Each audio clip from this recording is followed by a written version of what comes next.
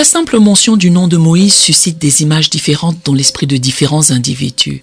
Sa mort est entourée d'un certain mystère dans la Bible. Nous savons qu'il est mort à l'âge de 120 ans. Pourtant, ses yeux n'étaient pas faibles et sa vigueur n'avait pas disparu. Il était encore dans la force de l'âge lorsqu'il fut rappelé au Seigneur. Il s'était vu interdire l'accès à la terre promise en raison de sa désobéissance aux eaux de Mériba-Kadesh.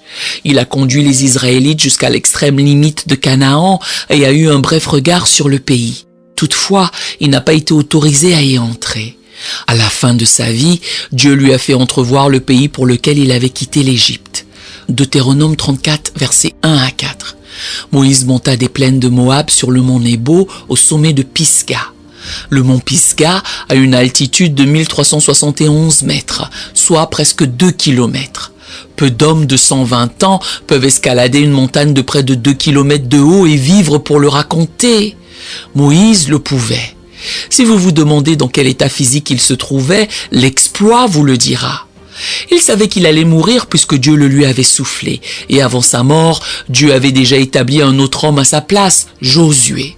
Il fut déchargé de la lourde responsabilité de guider la nation pour la toute première fois depuis 40 ans. Moïse pouvait faire un pas après l'autre sur cette pente escarpée, les épaules allégées.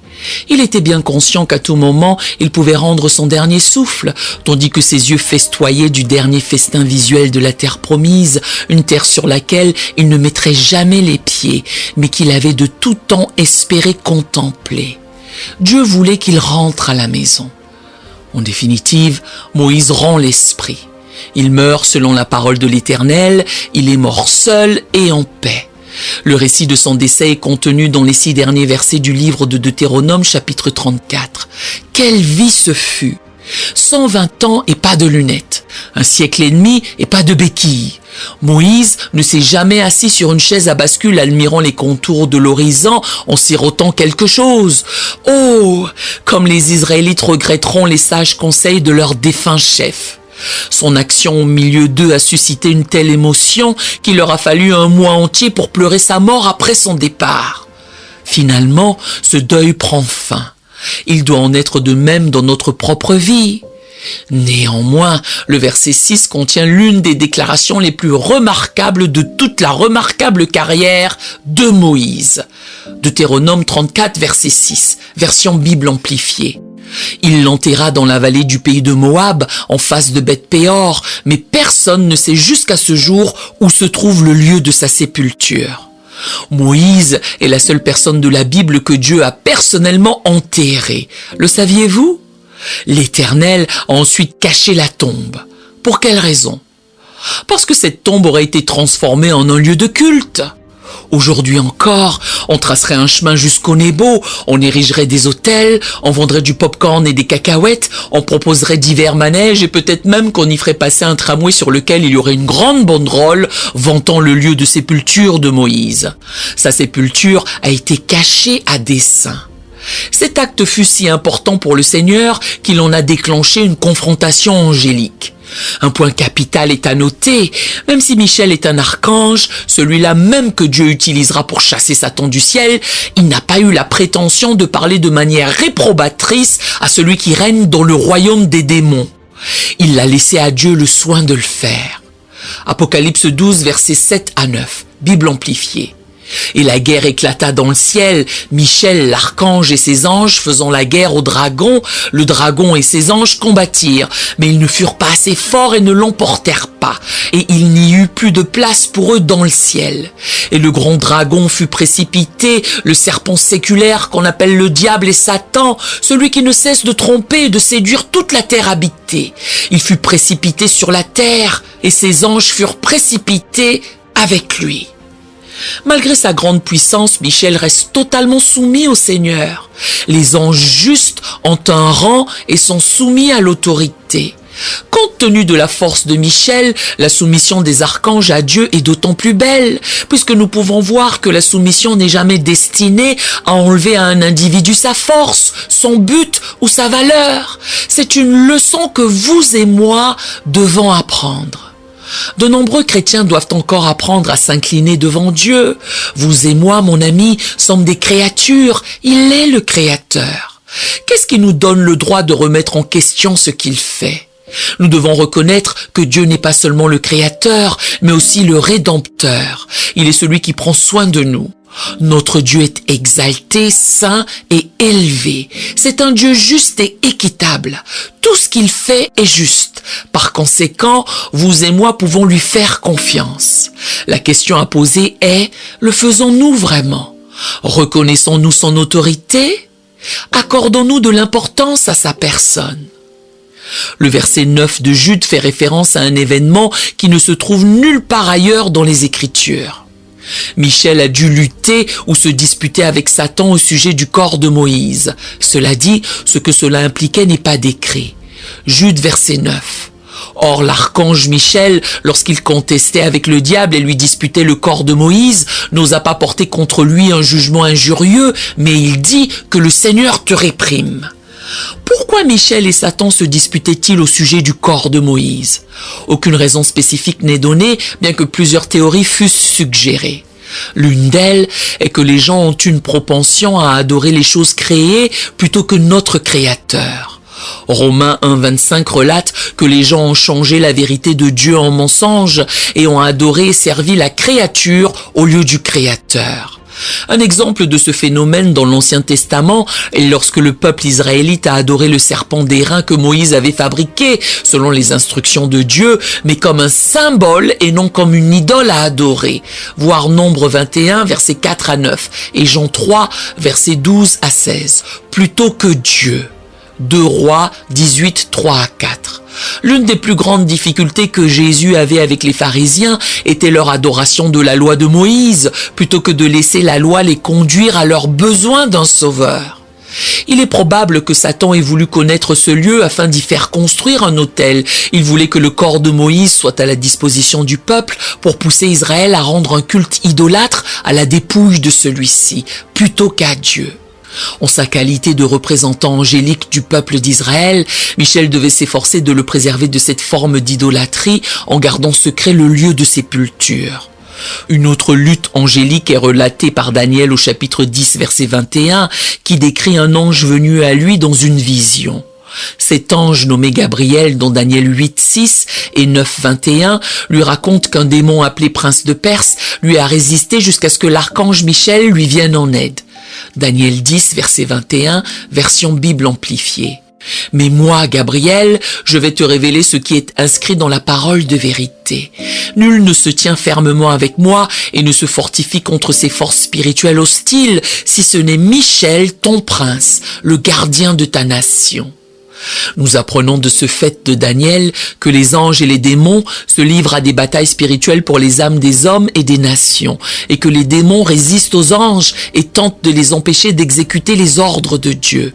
Jude nous apprend que Michel a été envoyé par Dieu pour s'occuper d'une certaine manière du corps de Moïse, que Dieu lui-même avait enterré après la mort de Moïse. Deutéronome 34, versets 5 et 6. Diverses théories ont été avancées quant à l'objet de cette lutte pour ce corps. L'une d'elles est que Satan, toujours l'accusateur du peuple de Dieu, Apocalypse 12, 10, aurait résisté à l'élévation de Moïse à la vie éternelle, en raison du péché de Moïse à Mériba, Deutéronome 32, 51, et de son meurtre de l'Égyptien, Exode 2, 12. Certains ont supposé que la référence dans Jude est la même que le passage de Zacharie 3, versets 1 à 2. Il me fit voir Josué, le souverain sacrificateur, debout devant l'ange de l'Éternel, et Satan qui se tenait à sa droite pour l'accuser. L'Éternel dit à Satan, « Que l'Éternel te réprime, Satan, que l'Éternel te réprime, lui qui a choisi Jérusalem. » Cependant, les objections à ce qu'il s'agisse du même incident sont évidentes. La première est que la seule similitude entre les deux passages est l'expression « l'Éternel te réprime ». La deuxième, le nom Michel n'apparaît pas du tout dans le passage de Zacharie. La troisième, le corps de Moïse n'est pas mentionné dans Zacharie, aucune allusion n'y est faite. La question se pose naturellement ici. Où Jude a-t-il obtenu cette information ? On a également supposé que Jude citait un livre apocryphe qui contenait ce récit et qu'il voulait confirmer que ce récit était vrai. Origène, vers 185-254, un érudit et théologien chrétien primitif, mentionne le livre L'Assomption de Moïse, comme existant à son époque, contenant ce même récit de la lutte entre Michel et le diable au sujet du corps de Moïse. Ce livre, aujourd'hui perdu, était un livre judéo-grec et Origène a supposé que ce fut la source du récit de Jude. La seule question matérielle est donc de savoir si l'histoire est vraie. Quelle que soit l'origine du récit, Jude semble en fait se référer au combat entre Michel et le diable comme étant vrai. Il en parle de la même manière qu'il l'aurait fait s'il avait parlé de la mort de Moïse ou du jour où ce dernier a frappé le rocher, et qui peut prouver que ce n'est pas vrai. Quelle preuve existe-t-il que ce n'est pas le cas ? La Bible contient de nombreuses allusions aux anges. Nous savons que l'archange Michel est réel, le diable est fréquemment mentionné et il y a de nombreuses affirmations selon lesquelles les mauvais et les bons anges sont employés dans des transactions importantes sur la terre. Puisque la nature de cette dispute particulière au sujet du corps de Moïse est totalement inconnue, les conjectures sont inutiles. Nous ne savons pas s'il y avait une dispute sur la possession du corps, l'enterrement du corps ou autre chose. Nous savons malgré tout deux choses. Premièrement, l'écriture est inhérente. L'inhérence des Écritures est l'un des piliers de la foi chrétienne. En tant que chrétien, notre objectif est d'approcher l'Écriture avec révérence et dans la prière. Et lorsque nous trouvons quelque chose que nous ne comprenons pas, nous prions plus fort, nous étudions davantage. Et si la réponse nous échappe toujours, nous reconnaissons humblement nos propres limites face à la parole parfaite de Dieu. Deuxièmement, Jude 9 est l'illustration suprême de la manière dont les chrétiens doivent traiter avec Satan et les démons. L'exemple de Michel refusant de prononcer une malédiction sur Satan devrait être une leçon pour les chrétiens sur la manière de se comporter avec les forces démoniaques. Les croyants ne doivent pas s'adresser à elles, mais plutôt rechercher la puissance d'intervention du Seigneur contre elles. Le principe de base de Jude est de s'assurer que nos cœurs et nos vies sont entièrement soumis à Dieu et que nous l'adorons dans nos paroles, nos pensées et nos actions. En d'autres termes, nous mettons de côté la mentalité « je veux faire ce que je veux quand je veux le faire » et choisissons plutôt de suivre Dieu. Jude écrit: pour vous, bien-aimés, vous édifiant vous-même sur votre très sainte foi et priant par le Saint-Esprit, maintenez-vous dans l'amour de Dieu, en attendant la miséricorde de notre Seigneur Jésus-Christ pour la vie éternelle. Jude, versets 20 à 21. Nous aimerions vous donner l'opportunité de faire de Jésus le Seigneur de votre vie. Voulez-vous bien prier avec moi? Dites: Seigneur Jésus, je me repens de mes péchés. Viens dans mon cœur. Je fais de toi mon Seigneur et Sauveur. Et merci Seigneur pour le baptême du Saint-Esprit en moi. Dans le nom de Jésus. Par cette simple prière, nous croyons que le Saint-Esprit vous conduit sur le chemin de la nouvelle naissance. Allez dans une bonne église qui est basée sur la Bible. Donnez à Dieu la première place. Nous espérons de tout cœur que ce message vous encouragera. Si vous connaissez quelqu'un qui puisse être encouragé, s'il vous plaît, envoyez-le lui. Édifions le corps de Christ ensemble. Nous publions régulièrement des messages, des shorts et des prières. Appuyez sur la cloche des notifications pour vous le rappeler. Merci infiniment de nous soutenir en vous abonnant à notre chaîne. Que Dieu vous bénisse merveilleusement.